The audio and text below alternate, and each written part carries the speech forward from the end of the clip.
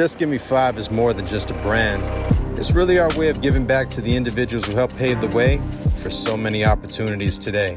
It feels good giving them a chance to tell their story and let them be heard.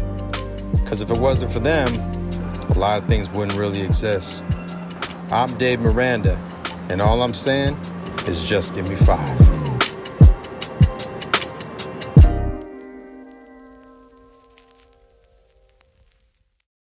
In 1991, a young woman out of Phoenix, Arizona, gave the world a timeless dance record that has certainly stood the test of time. But don't get it twisted, she could do it all. She was crowned Miss Black Arizona. She performed at both Bill Clinton's presidential inauguration ceremonies. She was the first foreign female to perform in South Africa post-apartheid. Michael Jackson had her come and perform in his United We Stand concert. I mean, the list goes on. And we're going to get into all that right now. So ladies and gentlemen, without further ado, I present to you the one, the only, Cece Peniston. Cece, how you doing? I'm doing good. How you doing? Oh man, I'd like to welcome you to the Just Give Me 5 show. Thank you. It is an absolute honor. We are just so excited to have you here. Oh, it's my pleasure to be here. You know, the whole main focus of this show was to basically just to shine light on a lot of the Arizona legends, the pioneers, the ones who just were setting things off. And Cece, you are without a doubt one of those individuals. Thank you. You know, a legend, period. But, you know, so it is so deserving. And yeah, it's just a total treat. And we're so happy to have you. Thank you. I'm so happy to be here. I feel so blessed to still be able to do what I love to do since 1990, you know. Yeah. Yep. Since finally came out. I was actually started when I was around 11 years old. But Right. Yeah. Yep, absolutely. And I got to give a shout out to your brother, Greg, you know, for making this happen as well. You know, GP Mick came through and, you know, but it's all about timing. We've been trying to do this for a while and now we're here and, you know, it's a beautiful thing. So thank you again. You're welcome. All right. Well, let's go ahead and get into it. Okay. So what inspired you to become a singer? You know, I just felt it in my soul. I remember being in, you know, the 6th grade. I was in class. You know how you had to take that music class, like when you were younger, right? And it's something about my first play that I did that I hit the stage and I was like, wow. Yeah. I was like, this is what I want to do with my life. I want to be a singer when I grow up. Right. And I was so excited. And it's like to have it come to fruition, like so many years later, it was beyond me that that's really what I could do for a living. And they always say, find something that you love to do. Yeah. And so to be able to make that dream come true was really something special for me. Because so you were born in Dayton, Ohio. Yes. Right. And then you made the transition to Arizona when you were like 9? Yeah, we were like 9 years. I was like 9 years old when I came to Arizona. My father was in the military. Father was in the military. Yep. Stationed here on base housing. And we liked it so much, we ended up staying here. Wow. So it's like now you discover you're a kid, you discover that you could sing. What are you doing? Are you hitting talent shows? Like, what are you doing to get heard? Oh, yeah, definitely hitting the talent shows, little karaoke shows, little talent shows. It's funny because they always had like the cash prizes, so I'll be like laying my clothes out like I won $300. Right. You know, it was always it was always exciting. You know, yeah. And then from there on, you ended up going. So then you go to high school. You went to Trevor Brown, correct? Yeah. So now you're at Trevor Brown, and you did a play, right? Bubbling Brown Sugar. Yeah. It was a theater production? Actually, I did that when I was like 13. I did it with a black theater troupe. Okay, so that was right before high school. Yes. Okay. And how was that experience? I love that. That was like my first real introduction to, you know, working hard, working along with other people in a stage production where you're bouncing off of each other with, you know, the different lines and stuff like that. So I was one of the babies of the group. So that was like a huge introduction into theater for me. Wow, man. And then, so now you're in high school. What are you doing there? Is it talent shows still? Like, what are you doing in high school to let people know, like, you know, I'm Cece Peniston. You know what? I'm on the come up. You know what I mean? Okay, yeah. I still was doing the talent shows. I started with doing pageants, though. Yes. You know, beauty pageants and stuff like that, which taught me a lot about poise. It was easier. Like the interview section was like, you had to have interviews, like questions ready to go. Ready to go. So it taught me how to be poised on stage, how to be comfortable in interviewing, and then the performance aspect also as well. So Yeah, yeah. And then by doing so, what was it, in 1989, you were crowned Miss Black Arizona. I know that's How so was that? crazy. It was crazy. It was such a welcome, an award, a welcoming award for me. I was really surprised, because I had just done the Miss Galaxy pageant, Right. and then I did the Miss Black Arizona pageant. I hated the bathing suit segment at that point. Okay. Because I was developed, and I was like, I don't want it. Right. Right. It's too much. It's too much. So, but the other parts of it, I loved. It was like I felt like it was my home when I hit the stage. How many people were competing in that? I think it was about probably 20 girls. Wow. Yeah. Wow. And this is 1989. What's the scene like in Arizona at that time? You know what? I think to me it was like really popping as far as like music and being like I felt like music was really popping during that time. It was different artists trying to come out of Arizona at the time. It was Malika. Yeah. So it was Malika. Shout out to Malika. Yeah. I know. I just saw her yesterday. Overweight Pooch. Right. We're gonna get to that. We're gonna get to that. Yeah. Yeah. Overweight Pooch, and then Felipe was doing the production. Him and RK. And so then around Arizona, they used to have all the bands that used to play around Arizona. And every time I would go out to a club, they would be like, hey, you want to sing? I was like, sure. So it was like that Like kind of open mics or something? Yeah, or open mics. Okay. Yep. What were some of the clubs at that time? You know what I mean? Because I was 6. Okay, so I'm like, what was outside? You know what I mean? What were some of the clubs that you were hitting up to do those? Benny's, Jockey Club. Yeah. I think the Roxy. Roxy. Yep. Wow, man. What was that feeling like though when you got crowned like Miss Black Arizona? Like, do you remember that? I'm sure you do.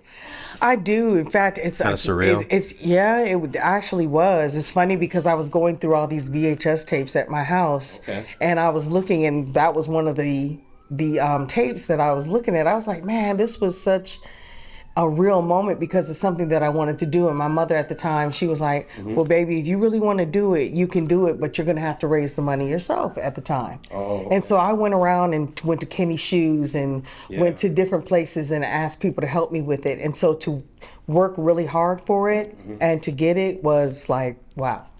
Wow. And that's just an incredible feeling, and it's an incredible accomplishment.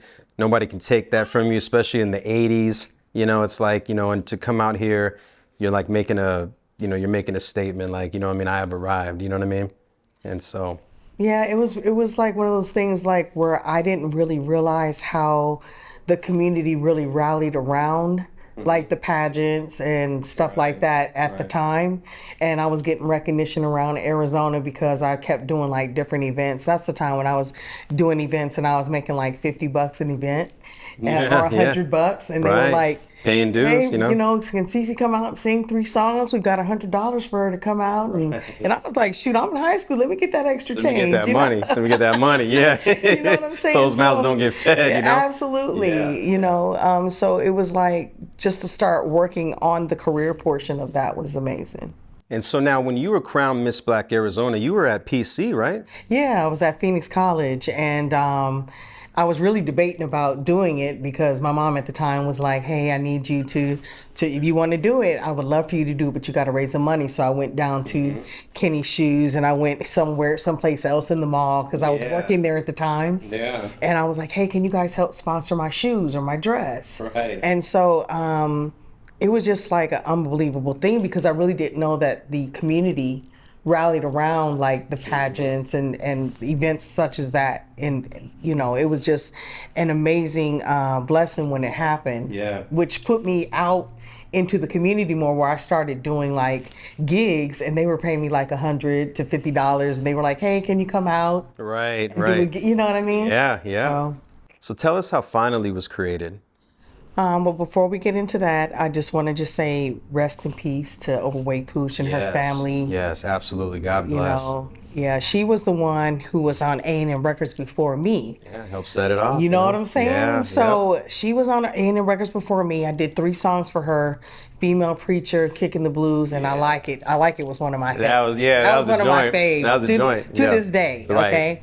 And so that was the very first song that I did in the studio. Wait, no, it was Marvelous JC's record. Okay. Give me what you got. Give me what you got. Yeah. And so Marvelous JC before Overweight Pooch, but Felipe was working with Pooch and he was working with A&M. Mm-hmm.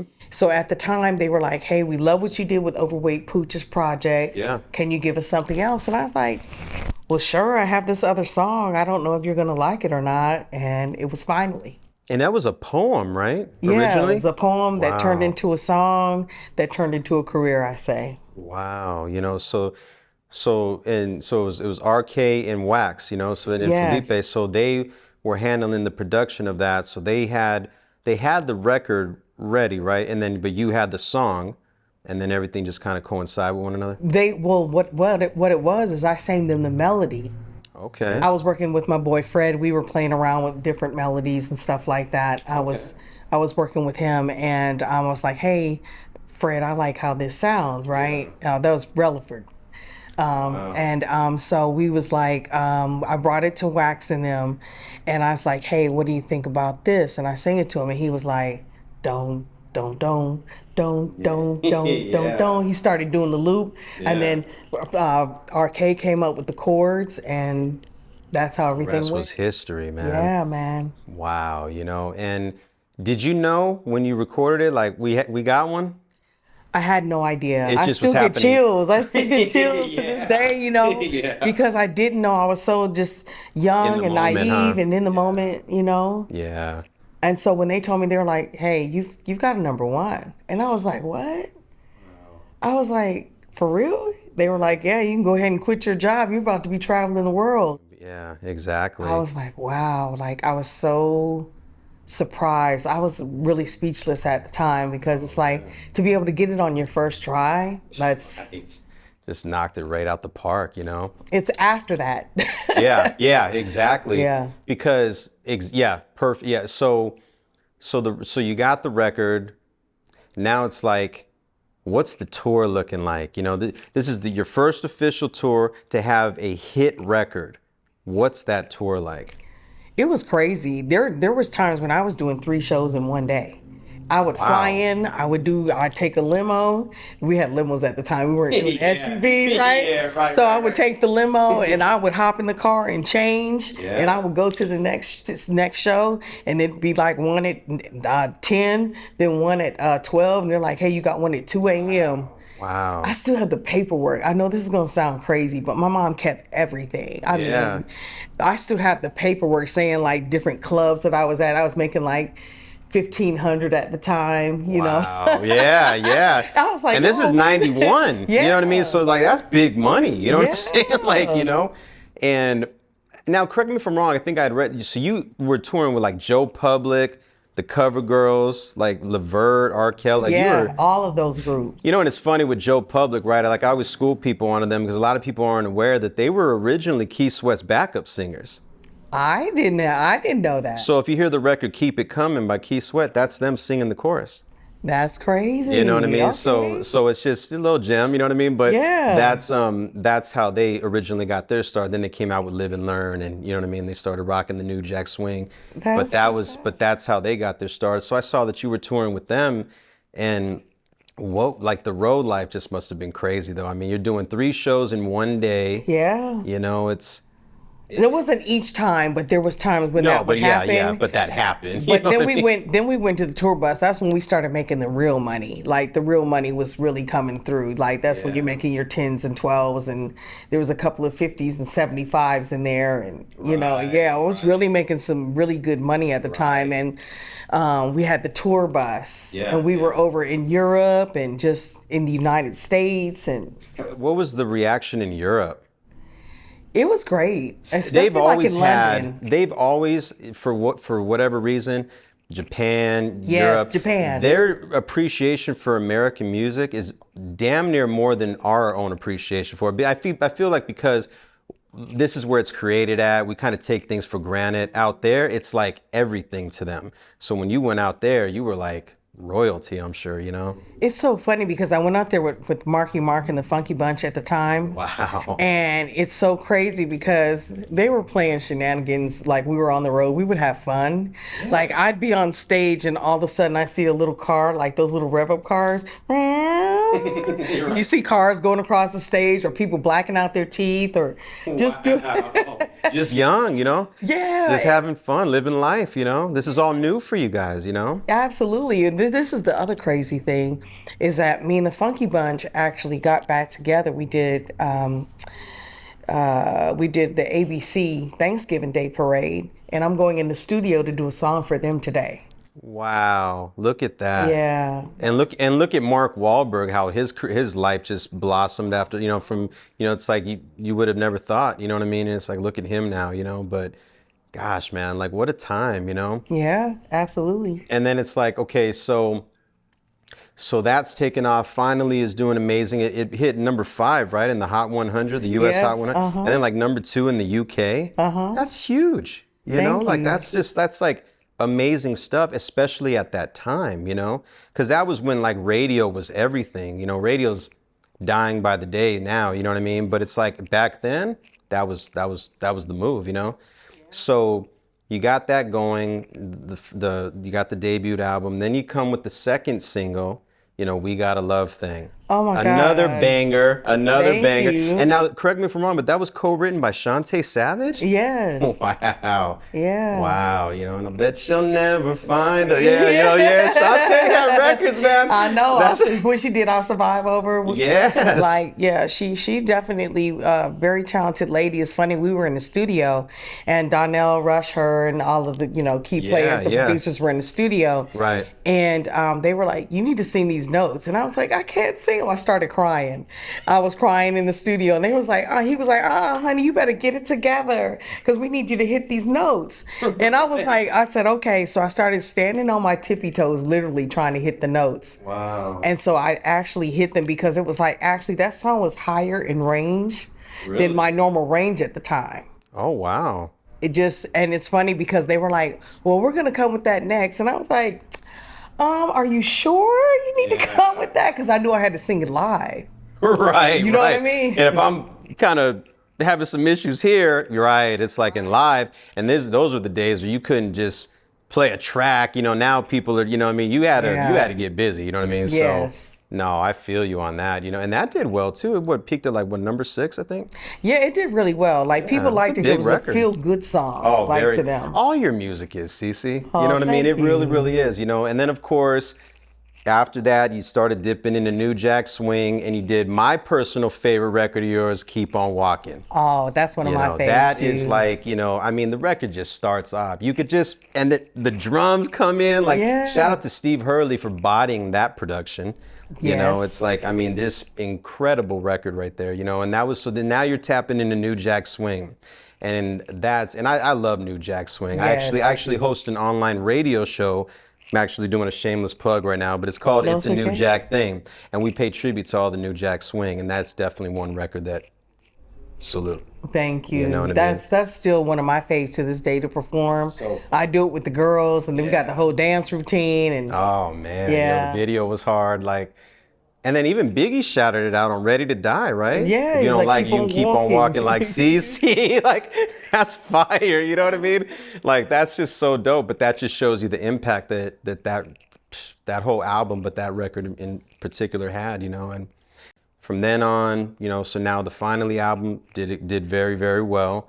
Then you come with the debut, or your sophomore album, right? Thought You Knew. Mm-hmm. And that's where you know, shout out to my mother. Her favorite record of all time is I'm in the Mood. You know what I mean? She used to play that joint, like she would be cleaning the house and she would just have that joint on, man. And it's just, oh man, that's another timeless record, you know, and then I'm Not Over You. Just feel good joints, you know, and that album did well for you as well, right? Yeah, absolutely. Not as well as the first one, but yeah, people, you know, people liked In the Mood off of that. Not Over You. Let My Love Surround You did okay. Yep. And then And then going back to the first album too, another favorite of mine was Crazy Love. That did well. That's a great record. Thank you. You know, that's like just a timeless record. It almost kind of has that Lisa Stansfield "Been Around the World" feel, you know. It just an absolute timeless record, you know. And so, you know, you're doing that. Everything's booming, you know, and then it's interesting because you had like 2-year gaps between those albums because it was like finally dropped in 92, then in 94 Thought You Knew, and then in 96 you dropped Moving On. Yes. You know, and speaking of which, I always felt that record should have got more burn than it got because that is a phenomenal song. Well, I'm Moving On. Moving On. Oh, I my love God. that one. I remember seeing that. God, what was I, 7th grade or something? You know, seeing that on like BET. You know, they're playing it on like BET. Not Rhapsody in the Basement, but it was one of the segments. I think when like Rachel like was hosting or something, and they played that joint, and I'm like, this is crazy. You know what I mean? The video was on point, and that was in '96. I felt like I was getting into who I was as Cece at that time. You were. But the label kind of checked out on that album because I think they still wanted Cece to stay in the dance lane. Right. And that album was more R&B. And so I think they were conflicted about how to, you know, market me at the time. Yeah. So yeah, but it was like I just wanted to do it because I was like I could do both, and you could do it all. Yeah, I had done it on Finally, which wasn't so like far away, but I think I just didn't have enough dance content for them. Right. Yeah, absolutely. You know, and I mean, but it's like all these projects that you're putting, you know, these records. It's like they're just so timeless, and you know, it's gotta be a great feeling, you know, to know that you know you've made so many just great records, you know, that people can relate to, that are just like such feel good, especially when you were entering like the New Jack Swing. It's like, okay, now I started off with dance, then I can do New Jack Swing, I can also do R&B. It's like you could just do it all, you know what I mean? And that's why I'm saying it's like not too many people can do that because, you know, like going back to the dance era, you had like Crystal Waters, you had Robin S., you know, and shout out to Robin S. because when I first heard Show Me Love, I thought that was you. I'm sure you've gotten that before. Yeah. I mean, you close your eyes and listen to that joint, that's Cece, you know what I mean? Like, it's just, but shout out to Robin. She's a legend in her own right, of course, you know what I mean? But like, I just remember when I heard that in 93, I was like, is that Cece? You know? I think that people thought that because I used to always do these long notes in my music. Yeah, and so I was pretty much the only one doing that at the time. And then she did Show Me Love and she had the note in there. And I think that our tones are similar. But I think her tone is a little bit deeper than mine.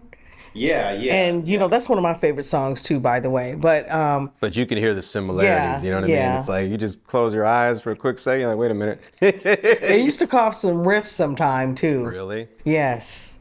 Wow. Yes, I think that people thinking that. Because she came after you. Yes. So they're thinking like she's biting or something, you know, or something. Or... Yeah, I think people used to try to.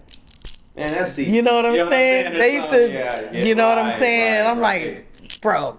You're right. Yeah. And you're just. That's a peer. You know what I mean? It's like, you know, but you know, and salute to Crystal Waters. You know, absolutely. Just you know, that whole dance era. You know, speaking of Steve Hurley, you know, going on with Keep on Walking. How did you guys? Did the label set that up for you guys, or did he seek you out, or? Hey, this was crazy. Steve had turned in a cassette tape to the label. Like at the time, it was cassette tapes. So I'm aging myself greatly here, but no. Speak on it. So he had turned in a demo, and the demo had Love Thing and Keep on Walking. Wow. So I only heard Love Thing. And for some reason, I was just playing the demo one day, and I was like, what is this? Oh, God. It was Keep on Walking. I was like, yeah. My manager at the time, I was like, yo, can you hit them up and ask them if this song is still available? Oh, my goodness. And so it was. Right. And I was like so excited about that because I almost missed it. Yeah. I almost missed that song. Out of curiosity, who was that going to go to if you would have missed it? Did they say? I think Kim Sims. Really? Yeah. Too Blind to See It. Yeah. Nah. Respectfully. Thank you. Yeah. It's one of my, I promise you, it's like when I was doing it in the studio, it's funny because they were like, do it kind of like how Tina Marie would do like certain inflections, sitting, waiting, anticipating. Right. Like it was just like Yeah. it was the twists and turns of kind of like, they were like, think of how she would do something like that. And it's just like, Wow, that's interesting. But that just shows you your versatility, you know? trust me, you know what? I don't think I really understood what it was at the time. Yeah. It's funny, I listen to stuff now and I go, and I really couldn't hear that I sounded so different from other people, right? And it's like, then I listen to it years later and I go, oh, I did have my own sound. It was just really strange. Like, Yeah. it was like, but you can't hear it at the time because you're the person doing it. You're not, yeah. Exactly. Like you're doing it, you're in the midst of this, but on the outside looking in, people are gonna notice. But when you're doing it, you're like, oh, it's like if you're losing weight and you don't, you see yourself every day and people, you see somebody you ain't seen in a while, man, you're losing some weight, brother. You know what I mean? Like, oh, well, I don't see it, but you know what I mean? But you see yourself every day because you're doing it, but outside looking in, they're always going to notice something else. Absolutely. Yeah, that makes sense.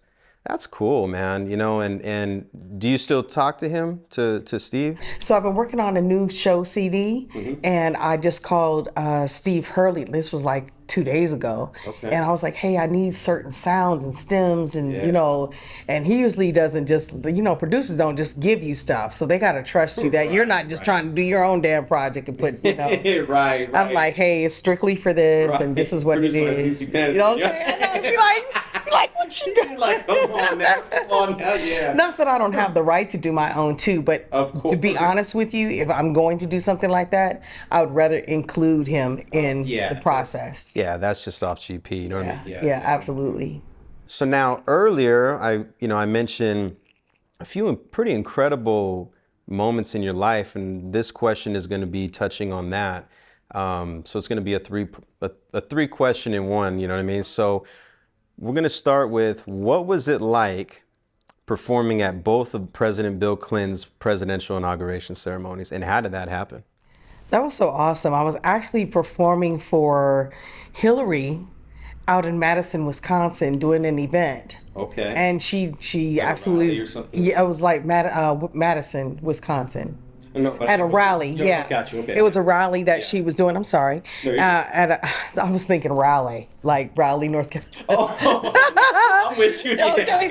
Yeah, it was at a rally. So I performed for her, and she's like, I really love, like, basically, I guess she told her people she really loved what I did performance-wise. Right. So then one of the guys was like, hey, Hillary loved the performance. We're going to have to contact you to do, the inauguration. I was like, for real?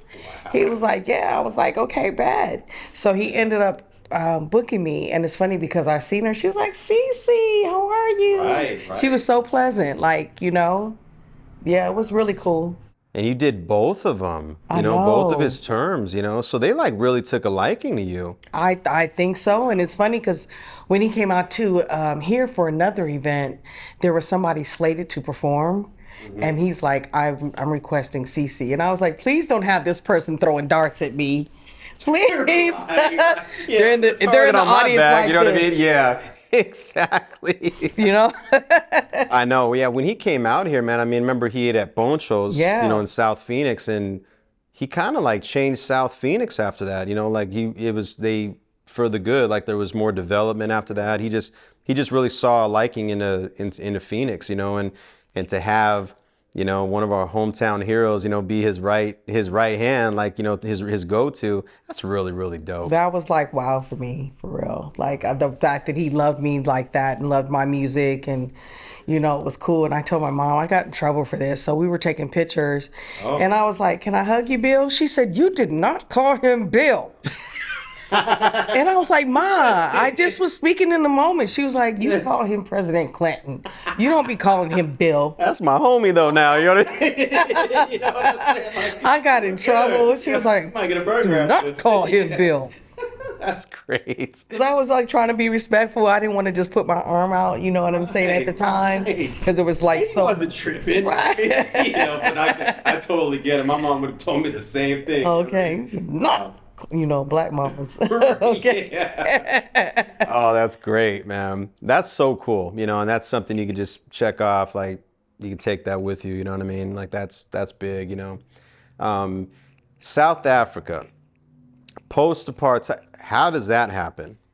And what is that like? Wow, that was overwhelming as well because they kept asking me to come perform. And I was like, nope, I'm not going till after apartheid. I'm not showing my face over there. I'm like, Yeah. I was like, it's a huge deal, and I was like, it's a problem, and so I was like, but I would love to. So they ended up booking me like right afterward, I guess, because of finally, finally it's over, and I got the recognition, but. Whitney went over like after me, but she got the bigger recognition than me because she's Whitney, Rightfully so. But just to know that in my heart, like I was one of the first artists. That don't take away from you though, Cece. Like, don't get that twisted. You know what I mean? Like, God bless Whitney. You know what I mean? But like that's your moment too. You know what I mean? And for you to be the first like foreign female, you know what I mean, to go out, like, that's huge. What was the reaction like out there? That was great. It's like I got on the stage and they were singing all my songs. They knew the records. They knew the records. They were in there like, yes, CC, like they were vibing for sure. Goodness, man. And huge crowd. Yes. Huge. I mean, this is like 1,000-seat venues, like, you know what I'm saying? Like overlapping with people. Like 2,000 and 3,000, like on some of them, you know what I'm saying? So we did a lot of like band shows over there, like in tour, and it's been great. I recently went over there for tour. That went really well. That was a good time? Yeah. We had a good time. We were gone for like 2 weeks. So we had manager and brother sister time. So we had fun. That's dope. I performed and it was cool. We kicked it and that's so dope. Yeah, it was dope. And then it's so cool because you're like, I was here before, you know what I mean? Like, and it was a big situation, you know what I mean? Each time though, it's like you find out something each time differently, and it's just a different time, different areas that you're going to. Yeah. Absolutely, man. That's so dope. That's historical. You know what I mean? Like, when I saw that, I was like, wow, man. Like, just and at that time too. You know what I mean? It's like when it really it meant something serious. I mean, it still does, but at that exact moment in time, couldn't nobody take that from you, Yeah, I think people saw the bondage that was going on in, South Africa, and I think people felt a way about it, but they didn't know how to express their disagreement or their turmoil about the situation. Right. Exactly, man. Wow. And then, of course, the king of pop, Michael Jackson. So 9/11 happens, and he ends up throwing a huge benefit show, right, to benefit the families of 9/11. And it was United We Stand. And he requested that you be on that. And you rocked out there. How was that? That was another awesome event. Surprising, like everybody was there in the industry. Yeah. I'm sitting on one area and walk by. Here's Mariah walking by, and I didn't know she was so tall. Is she? Yeah, she's tall, like about 5'9". Okay. Yeah. And then with pumps well, like on 5'11". Yeah. Like about 5'11". Yeah. 6 feet with heels. I know. Yeah, she's a beautiful girl. But everybody's there. Diddy was there, and just who else was there? Usher and Maya. Just there was so many different artists to just keep naming, but it was amazing. But it's like, did you know Michael prior to that? I didn't. Really? No. You guys never crossed paths at all? No. In fact, we really didn't get a chance to meet. There was so much going on. Like, he was in the room with everybody, but not like able to maneuver. Just like prepping people, talking to them as a general crowd of who was doing everything. Right. But it's like you're sitting here and he's like across the room over there and you're like, oh, that's Mike. Hey, Mike. Oh, so you were in the room with them though? Yeah. Wow. But it was across the room. Like I'm across the room and I'm looking like, there's Mike. Like, I put it like this, you're a fan of other people's work as well as people are a fan of yours. And so I was a little bit excited about that. Definitely. Yeah, a little bit. Like, Michael knows who I am. You know what I mean? Like, I'm here because of Mike. You know what I mean? Like, that's pretty incredible. How was that? Like, the concert, what What records did you do? Do you remember? Definitely the hits. I think it was Keep on Walking Finally and Love Thing. It was only like about 3 songs. It Because they was, had so many people. yeah, they had to give everybody like Getting down. 15-minute intervals and Right, right. But it was like, and it was now. Was that in New York? Was that at Madison Square Garden? Where was that? At?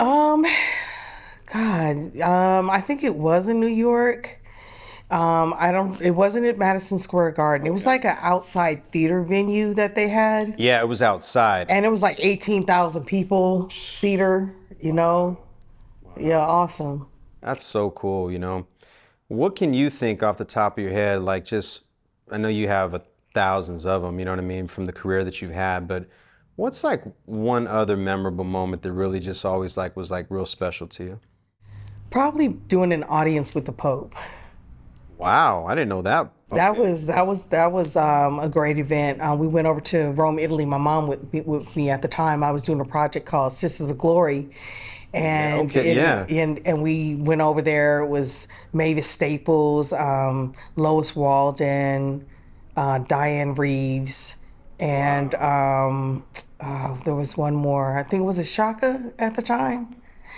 It was like 4 or 5 of us, and we were doing the Sisters of Glory thing with Warner Brothers. It was like a gospel record that we did. Yes, I do. And there was Albertina Walker who was on that, Dorothy Norwood, Phoebe Snow. Those were all the people that had been involved or off. Oh, it was Thelma Houston and Thelma Houston too. Okay. Yeah. So I was like the baby of the group. Right. And so we all went over and we did not only Woodstock, the brand new Woodstock, we opened up Woodstock, but we did an audience with the Pope, and the Pope came in the room, Pope John Paul, and he came in and he blessed us and gave us rosaries, and it was like 25 of us. That's incredible. It was dope. And it's out there, you know what I mean? Like, wow, like, and that's cool. And your mom was with you?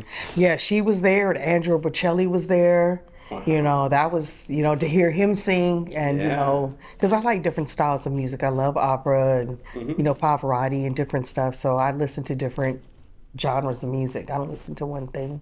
Have you ever tried to kind of go that route? Like just to try like a opera style or? You know what? I had higher notes when I was younger. As you get older, like as you mature, your vocals kind of like change. Your voice gets lower.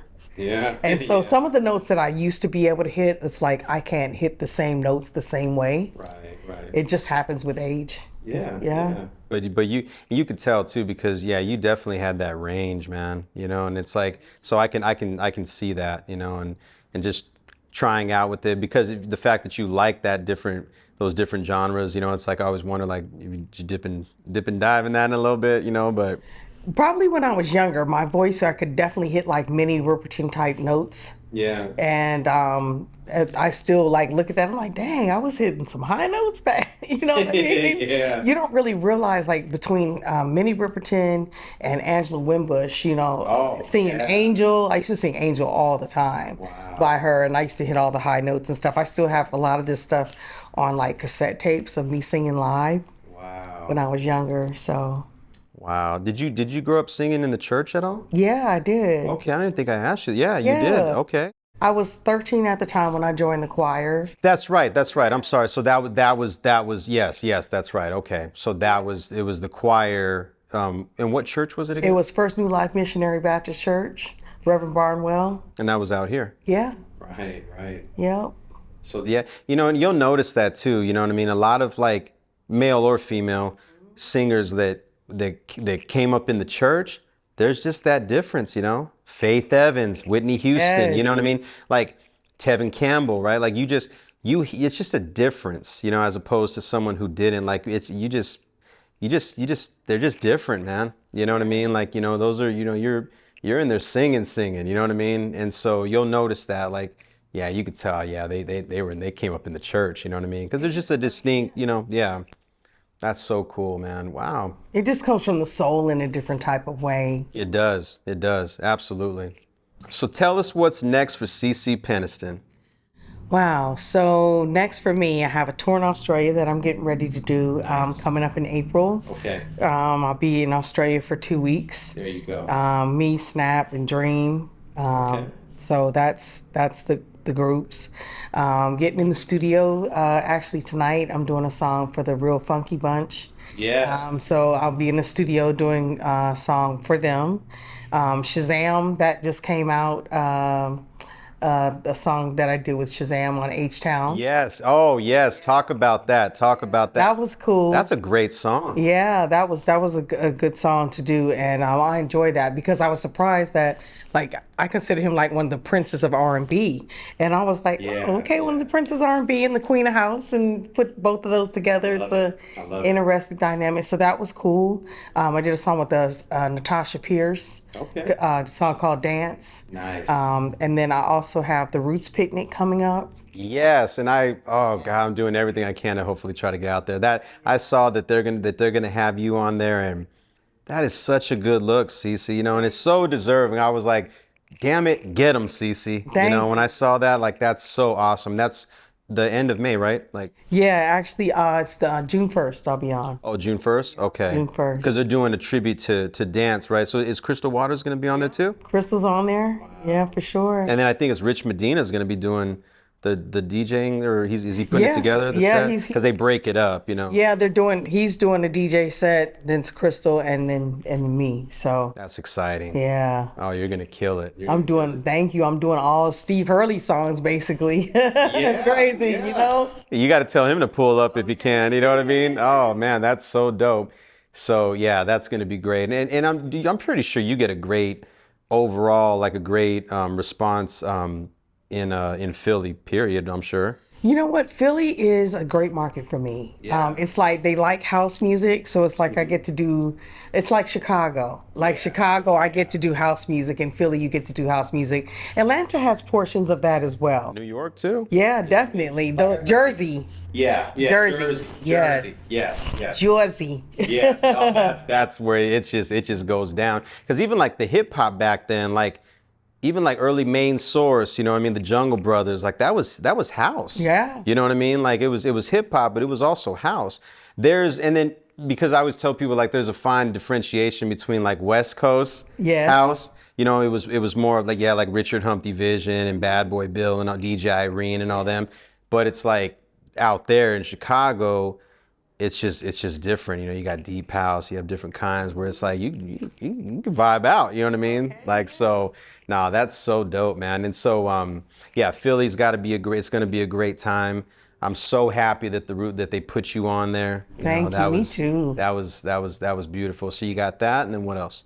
Then I have a show out in San Francisco coming up. Okay. Those are the main things that I have right now. And You're staying busy. And then staying in the studio for my own project and stuff that I'm working on. Okay. Okay. Yeah. Working on another solo right now? Yeah, at least an EP. EP, okay. Yeah. Okay. Yeah. Nice. What's not to give away too much, but what's the feel that Cece's going for on this one? Dance R&B. Okay. Definitely dance R&B, and then I'd like to really do a Christmas album because I haven't done a Christmas album, and a Christmas album is something that you can put out every single year and usually does pretty well, I could totally see you doing it.